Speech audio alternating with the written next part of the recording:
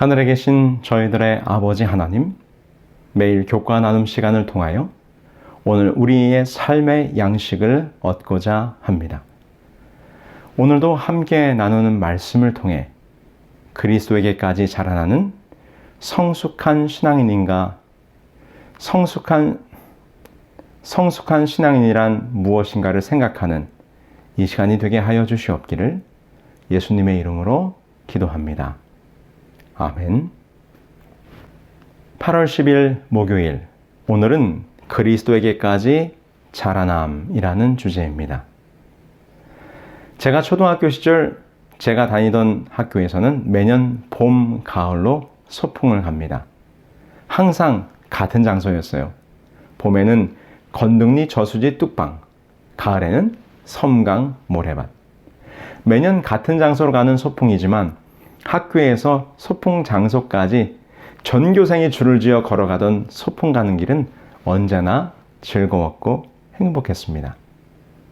그런데 소풍을 가면 항상 따라오는 아줌마들이 있었습니다. 일명 고무줄 아줌마. 이 아줌마들께서는 어린 학생들이 좋아할 만한 예쁜 문구류들 그리고 작은 오락기계들을 가지고 옵니다. 그리고 아이들에게 고무줄 뽑기를 하라고 합니다. 두 가닥의 고무줄이 있었는데요. 하나는 긴 것이고 하나는 짧은 것이었어요. 한 손에 쥐고 있는 그 두 고무줄 가운데 긴 것을 뽑으면 이기게 되는 것입니다. 긴 것을 뽑아 이기면 멋진 로봇 그림이 있는 필통이나 작은 오락기계를 가져갈 수 있습니다. 그러나 뽑아둔 고무줄이 짧은 것이라면 내기 돈으로 건 100원은 뺏기게 되는 것입니다. 소풍 점심시간이면 그 아줌마들 주변으로 아이들이 벌떼처럼 모여듭니다. 저마다 100원씩 걸고 긴 고무줄을 뽑으려고 눈을 부릅뜨립니다. 아줌마가 긴 것과 짧은 것, 두 고무줄을 보여주고는 손 안에서 한번 꼬아 보여줍니다.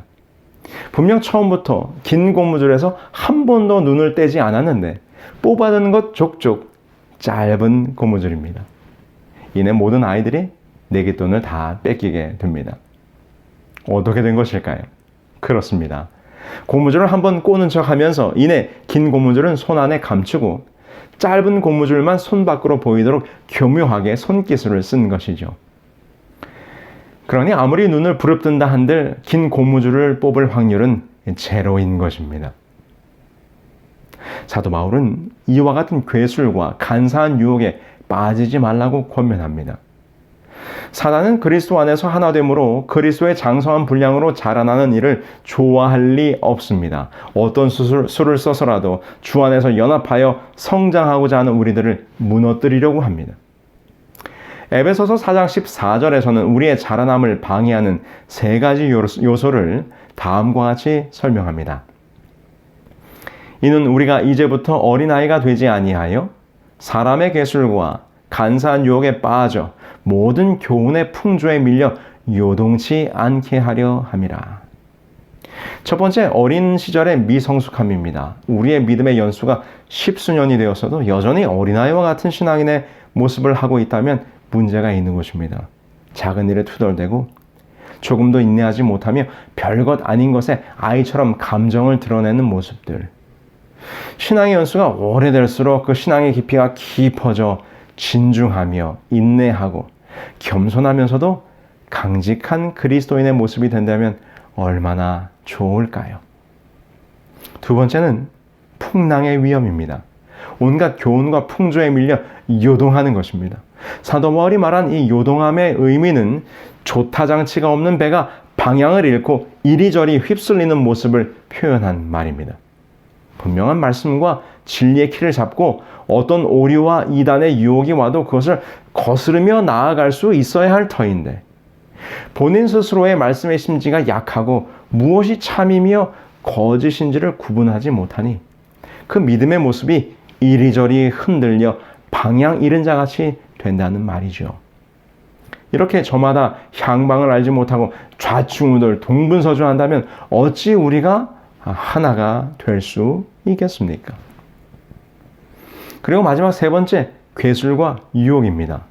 바울은 이곳에서 당시의 주사위 놀이를 의미하는 헬라어 쿠베이아를 사용해 간사한 유혹을 설명합니다. 마치 저의 초등학교 소풍 시절 고무줄 아줌마들의 눈속임 같은 것이죠. 우리를 진리 안에서 분열시키는 거짓 가르침을 주의하라 하신 것입니다. 제가 어릴 적 저의 고향 강원도 원주 지역에 박명호파들의 물결이 크게 몰려왔던 적이 있습니다. 그때 오랫동안 시골교회를 섬기던 장로님들, 열심히 있게 봉사하던 젊은 집사님들이 박명호 집회에 참석하고 와서는 교회의 성도들을 하나하나 흔들어대기 시작했습니다. 어릴 적 제 눈에 보기에도 교회가 마치 태풍에 흔들리는 대추나무처럼 수많은 열매들이 땅에 떨어지듯 떨어져 나가는 것입니다. 박명호 집회에 참석했던 분들과 그렇지 않은 분들 사이에 갈등하고 반목하고 논쟁하고 다투었던 모습들이 생생합니다. 이러한 모든 것들이 그리스도 안에서 하나 되어 성숙한 신앙인으로 성장하는 일을 방해하는 요인들이라고 사도 바울은 경고합니다. 오늘 교과의 가장 주된 포인트는 우리 안에 분열을 조장하는 것들이 바로 오류의 중요한 징표라고 하는 것입니다. 하나님의 은사는 교회로 연합하게 하여 머리이신 그리스도와 연결되어 함께 성장을 이루지만 사단은 우리를 분열하게 하는 것입니다. 이에 대하여 사도 바울은 에베소서 4장 15절로 16절에서 권면하기를 사랑 안에서 모든 지체들이 통하고 연락하고 상합하여 그 몸을 자라게 하라고 말하고 있는 것입니다. 바로 각 지체들을 하나로 묶을 수 있는 비밀의 열쇠는 그리스도의 사랑인 것입니다. 이는 곧 사랑이 교회 성장의 척도며 고린도후서 5장 14절의 말씀 그리스도의 강권하시는 사랑을 통해서 그리스도의 분량에까지 자랄 수 있는 것입니다. 오늘도 우리를 연합하게 하여 그리스도에게까지 자라게 하는 그리스도의 사랑의 강한 임재가 여러분 각자의 삶의 자리에 함께 하시기를 간절히 바랍니다. 이제 오늘 하루의 삶을 위하여 개인 기도 하겠습니다.